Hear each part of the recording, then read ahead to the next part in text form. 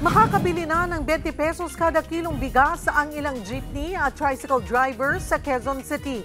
Para sa detalye, live na magbabalita si Carrie Cator. Carrie, saan makakabili niyang murang bigas sa Quezon City at saka jeepney at tricycle drivers pa lang ba talaga ang pwede? Yes, Cheryl, itong 20 pesos na bigas na inilunsad na nga rin sa ilang public transport workers, limitado pa lang sa mga jeepney at tricycle driver. At nangyari, itong launching na to kanina sa Bureau of Animal Industry Headquarters dito rin sa Quezon City. Kung saan doon nga ay sinimulan yung pamimigay na nung 20 pesos na bigas sa mga tricycle driver para sa lugar na yon. Pero bukod dito sa lungsod ay kasabay na rin na inilunsad yung mas murang bigas sa mga jeepney at tricycle driver nga sa 4 pang lugar. Yan ang Navotas City, Angeles City sa Pampanga, Tagum City sa Davao del Norte, gayon din sa Cebu City. At para ma-avail nila itong 20 pesos na bigas, kailangan ay magpresenta muna sila ng valid ID, partikular daw ang driver's license bilang katibayan na sila talaga ay miyembro ng transport sector. At ang pwede nilang mabili ay hanggang 10 kilo ng murang bigas kada buwan. Cheryl. So, klaro yon na, paano yun? 10 kilos per month, per week, per day?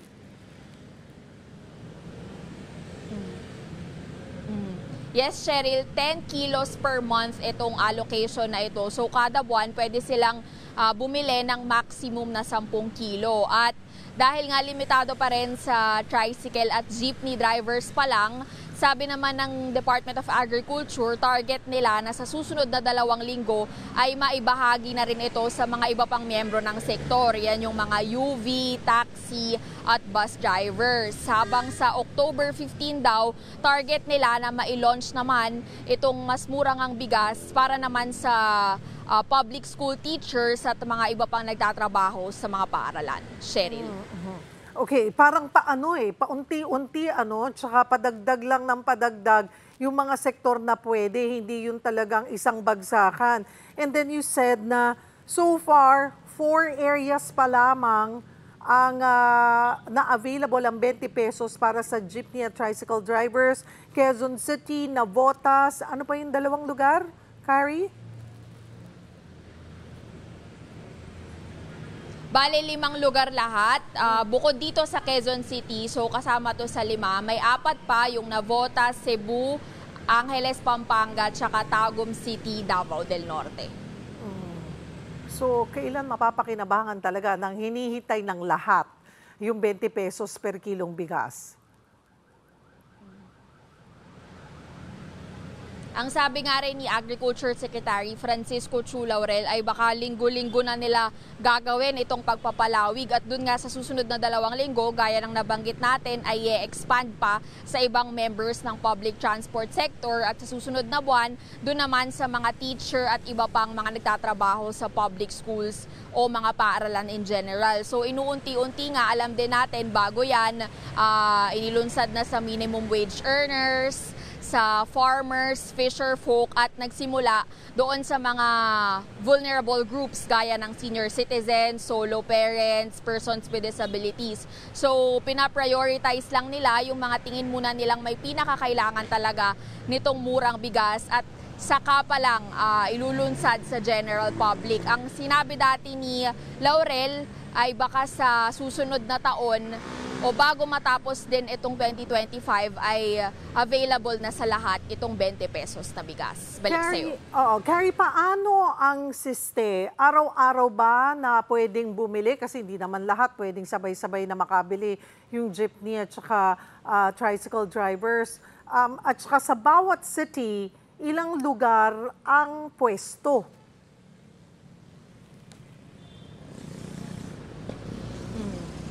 Yung 5 lugar na nabanggit natin, yun lang din yung may mga pwesto pa lang na pwede nilang pagbilhan. Pero kagaya kanina sa Bai, dito sa Quezon City, ang ginawa raw ay hinati sila grupo-grupo. Halimbawa, nung nandun tayo sa launching, 15 na grupo lang daw muna yon ng mga tricycle driver. 15 sila sa isang batch. Kumbaga batch by batch yung ginagawa nang sa ganun daw ay hindi rin makapagdulot ng trapiko sa area, sa mga paligid nung pinagbibilhan nga ng 20 pesos na bigas at maging organisado rin ang pagbebenta. So yun, binabatch by batch naman nila at sinisiguradong organisado itong ang pagbili ng 20 pesos na bigas. Cheryl. Ibig sabihin, Carrie, so sa isang city, sa isang lugar lang yan nakapwesto, hindi several stalls.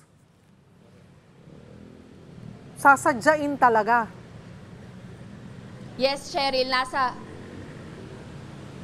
5 lugar pa lang so far. Itong sa public transport workers, linawin natin yon. Although, yung mga ibang kadiwa ng Pangulo site, sa mga halimbawa dito sa Quezon City, marami tayo niyan, nakakabili na rin doon yung mga ibang mga una ng benepisyaryo. Pero itong transport sector na ngayon lang inilunsad, doon pa lang sa 5 lugar sila makakakuha.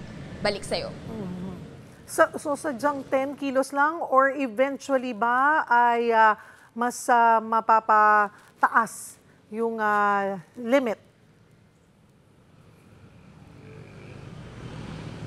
Sa ngayon, 10 kilo pa lang ang nakikita natin kasi ganyan din yung mga naging protocol sa mga unang inilunsad, sa mga unang batch ng benepisyaryo. 10 kilos lang talaga ng bigas yung maximum nila kada buwan. Pero kanina, may narinig din tayo na parang kausap ni Laurel o ng kalihim ng DA yung mga ilang transport worker at parang nabanggit niya rin na may plano siya na eventually i-expand daw sa 20 kilos. Pero mukhang hindi muna yan sa nalalapit na panahon dahil inuuna nga nila na palawigin muna yung programa sa iba't ibang grupo at sektor hanggang sa makaabot na tayo sa pwede na ito sa general public o sa masa. Cheryl. Ano din ang reaksyon ng mga jeepney at saka tricycle drivers na naka-avail nito? Para naman sa mga, yun nga, sa mga benepisyaryo na mga jeepney at tricycle driver na nakausap natin, malaking tulong daw ito, lalo na't kalahati o higit pa nang nagagastos nila sa kada kilo ng bigas ang natitipid nila. So yung 45 pesos pataas, 40 pesos pataas, ngayon mabibili na lang nila ng 20 pesos. Kaya sabi nila, malaking tulong din daw sa kanilang sektor at sana nga raw ay magtuloy-tuloy ang programa. Balik sa'yo. Maraming salamat, Carrie Cator.